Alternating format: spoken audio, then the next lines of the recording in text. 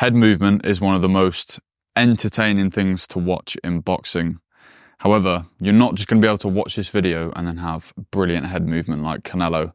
You need to drill it over and over and over again until the natural movements sort of link together and you can predict what your opponent's going to do.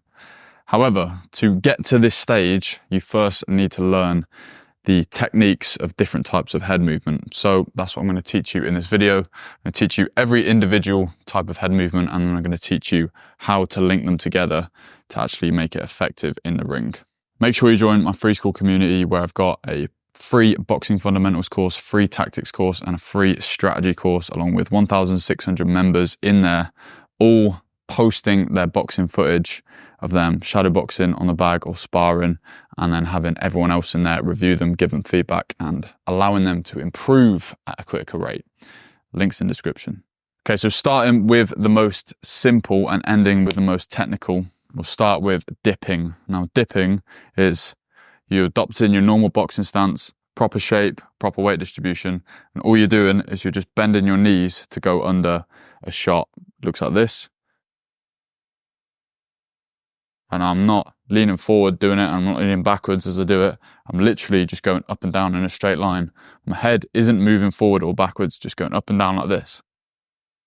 And it's only going up and down about the height or width of a fist, because we can use this to dodge hooks or straight shots, but not really uppercuts.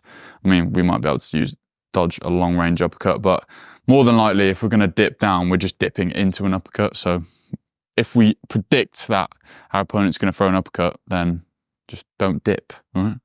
The next head movement technique is slipping, and that's where we take our head off the center line using the rotation of our body.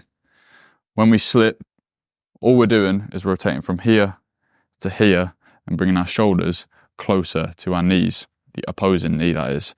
We can measure this or get a reference point by touching our opposite hand to our opposite knee. So take my right hand and touch my left knee, and I've got a straight arm when I'm doing this, and I'm just rotating my hips to here. So I started here, I'm touching my left knee here. You'll see that's taken my head off the center line. I'm going to maintain my head position looking forward at my target, and then the other way, I'm going to take my left hand, this is the central position, and I'm going to touch my right knee. We only need to take our head that distance away off the center line, enough for the width of a glove to go past that head. So this drill is called knee touches, and it'll give you a reference for how you want to be slipping. So do this a few times and then emulate this movement with your hands up, and that's how you slip. And we don't want to be losing balance as we do this, and we also don't want to be bending at the hips like this. Now that's how I think Mike Tyson used to slip. He used to sort of go like this. This is a different kind of slip, but for the basic understanding of a slip, we will just want to use the rotation of our hips, taking our head off the center line to be more effective. Then we can look at using this rotation to throw shots off, because it should all link together. The next head movement is rolling. Now, we talked about the center line. When we roll, we can think about this in two ways. We can roll from a slipped position, i.e. where I can touch one of my knees, and we can draw a U shape like this. So touch my knee from this position here. I can roll, I'm bending my knees lower, I'm drawing a U shape with my nose. I'm still keeping weight on the back foot to this position here. This is another slipped position.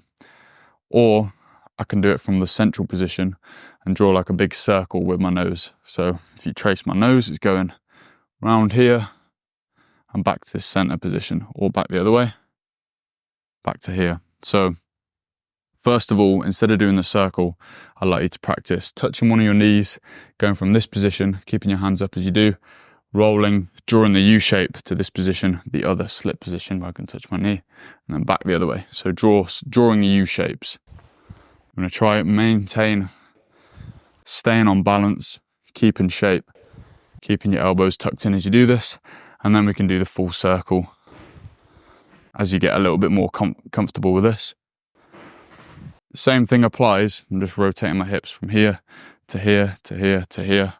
as I'm bending my knees to get under the punches. And we can link that with slipping, dipping, and rolling. Now, the next head movement technique is pulling. I'm great at this one. Nah, just probably cut that out, innit? All right, okay, don't. All right, so when we're pulling, all we're doing is we're leaning, we're bending at the hips like this. So our torso should always be vertical, no matter what punch we're doing or what defense we're doing. Our torso should be vertical, and when we're moving around, it doesn't move like this. Apart from when we're pulling, we're just bending at the hips like this, taking our head out of range, still keeping my chin down, keeping my hands up. Just going from here to here. Now you can mix this with a little bit of footwork, and it's called a layback, where you just take your back foot out as you do this. Or you can keep your feet there and just lean like that. Usually do it after throwing a straight shot. Could throw a straight shot and lean out the way of one. Come back with another straight shot. For example, the next head movement, the most technically difficult one in my opinion, is called weaving. Now weaving, you see Floyd Mayweather do a lot. It's where you bend at the hips. It's basically like a roll. So it's the same motion as this, except I'm going to bend at the hips as I do it. So I'm going to go like that. Now, we don't want our head to come too far. We don't really want our head to come over our lead knee too much, but this is going to be pretty difficult as it is part of the movement. So if it does, don't worry. But it's kind of breaking a lot of the rule of thumb, like laws in boxing. But we just want to pivot our hips like this and sort of roll our head under shots.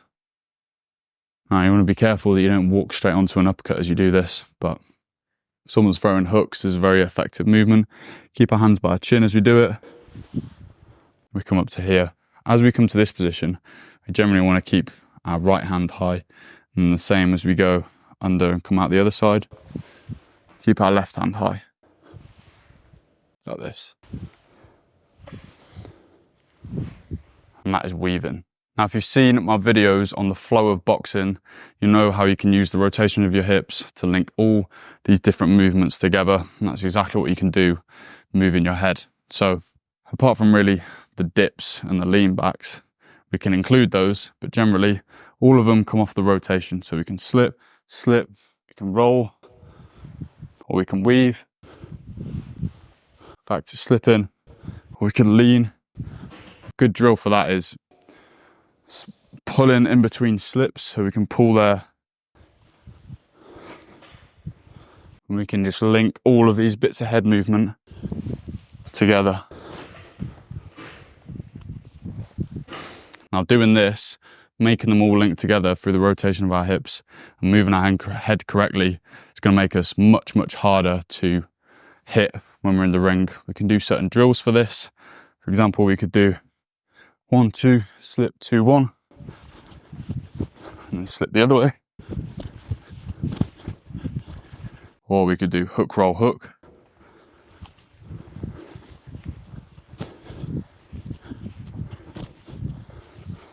We just try and get these movements to link into our punches or into other head movement or trunk defenses. Hope you enjoyed this video. Leave a like. Safe.